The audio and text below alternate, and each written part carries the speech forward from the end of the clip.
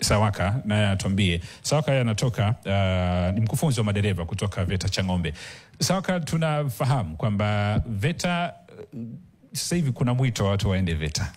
Lakini kwa bodaboda kuna wale ambao wamepata haya mafunzo, ambapo kama watangulizi wengine wamezungumza kwamba wanapata mafunzo bila kupitia njia rasmi. Yani siku moja, siku mbili, bodaboda ya mshikaji wake pale mtaani amejifunza, ameingia. Wanaita day worker.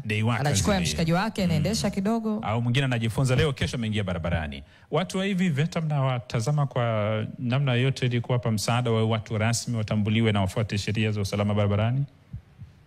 Asante. Awali ya yote, kwanza kabisa ningependa kuwapongeza. Awali ya yote ningependa kuwapongeza katika utambulisho. Nilisikia kwamba kuna daktari kutoka Moi. Nafikiri ni jambo zuri sana. Lakini vile vile ningependa kulipongeza jeshi la polisi. Sisi watoa mafunzo, kwa sababu tunafuatilia kwa karibu, jeshi la polisi linafanya kazi nzuri sana. Lakini nije kwenye swali lako. Udereva ni taaluma, bodaboda ni taaluma. Tatizo kubwa kama alivyotangulia kusema mwenyekiti hapa, kwamba watu wengi tunaamini kwamba bodaboda sio taaluma. Na nafikiri hapo ndipo tunapokosea. Sisi kama VETA, kama watoa mafunzo, tumekuwa tukishikiana na jeshi la polisi kujaribu kuelezea hii taaluma. Lakini jambo ambalo limekuwa likisumbua sana, namna ya kuweza kuwapata hawa watu. Kwanza, wengi wamekuwa wakiamini kwamba taaluma ni gharama. Lakini pengine niwathibitishie tu hapa, sisi uongozi wa VETA kupitia katika ile kuadhimisha miaka 30 ya VETA, wamejitahidi kwa kiwango kikubwa sana kupunguza gharama za mafunzo. Lakini kubwa na la msingi tu kwamba tunaamini kwamba gharama zikipungua, wakija kusoma, haya mambo mengi yatapungua. Kwa mfano, alikuwa anaulizwa kamanda hapa swala zima la hawa kutokutii sheria. Lakini mpaka hivi ninavyozungumza, idadi kubwa ya bodaboda hawajasoma.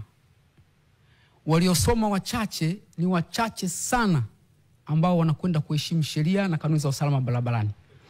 Samahani, kabla ya kwenda mbali Sawaka, wasije karuka bodaboda bana. Ukiambia hawajasoma udereva ama hawajasoma shule?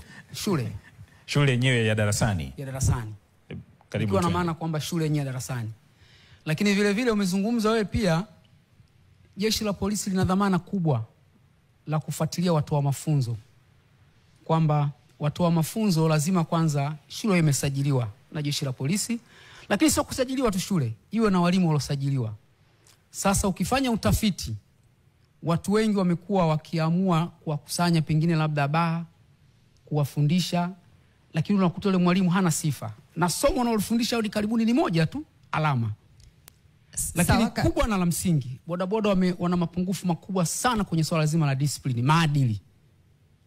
Sawaka, mimi nilikuwa na swali hapo. Unajua mwingine anaweza kawa anakutazama hajui hata kama kumbe unaweza kupita VETA na ukasoma vizuri na ukawa dereva ambaye unatambulika, unajua kufuata sheria, yani yale maadili ya kazi yenyewe. Sasa mimi natamani mtazamaji anayekutazama ambaye anatamani kuendesha bodaboda, ambao kwa upande mwingine inatija kwa sababu inatoa ajira, akitaka kufika labda kusema ndo anataka kusoma, anatakiwa afanye nini? Na kama ni elimu, inatolewa elimu ya muda gani? Na baada ya ile elimu kuna nini ambacho kinatolewa kuthibitisha kwamba huyu anaweza sasa kwenda barabarani kuendesha bodaboda? Hebu mpitishe kwenye huo mchakato kidogo. Nakushukuru sana. Sisi VETA tuna namna kubwa mbili. Namna ya kwanza, unaweza kuja pale chuoni. Lakini namna ya pili, kupitia kwa mkuu wa chuo Engineer Joseph Mwanda, tuko tayari kuwafuata kokote kule. Ili mradi tu tukienda kuangalia mazingira ya darasa na mazingira yenyewe yako vizuri, tunawafuata. Lakini lingine, nafikiri umezungumza la mwisho kwamba mtu kama, yani mtu gani ambaye anaweza sasa kuingia barabarani baada ya kupata masomo? Na baada ya mafunzo, sisi mafunzo yetu ya bodaboda yanachukua wiki 4. Tuna phase kubwa 2. Phase ya kwanza wiki 2, phase ya pili wiki 2. Baada ya kuhitimu tunawapatia vyeti. Lakini kama nilivyotangulia kusema, sio lazima uje VETA. Sisi tuko tayari kuwafuata kokote kule na kwa gharama nafuu. Na kwenye kuwafuata Sero samani, nimekuwa na maswali mengi hapa, lakini najua nawasaidia ndugu zangu pia. Na kwenye kuwafuata, pengine huwa mnatumia utaratibu gani kuwafikia wale ambao wanataka kusoma ili wapate huo ujuzi? Mara nyingi wao wenyewe kama wanajiorganize, wana kiongozi.